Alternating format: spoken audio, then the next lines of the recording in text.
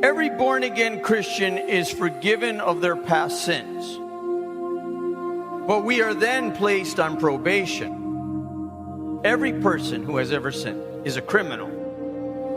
We must look at it, how God looks at it. We've all broken God's law. Every person. We were released from the penalty of our sin when we first trusted in Christ. And we remain free from our sin as long as we continually abide in Christ by faith. Now, in Christ means that a person is obedient to Christ through their love and faith for Him. Jesus Christ's life is incarnate in them, and He is the one seen in the Christian. The Christian is dead to themselves, and they're alive to Christ. To be alive in Christ means our old life must be buried in Him.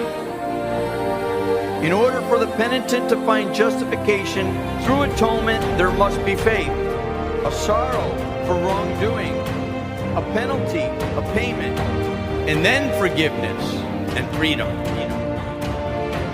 Shall we continue in sin that grace may abound? Certainly not. How shall we who died to sin live any longer in it? Or do you not know that as many of us as were baptized into Christ Jesus were baptized into His death?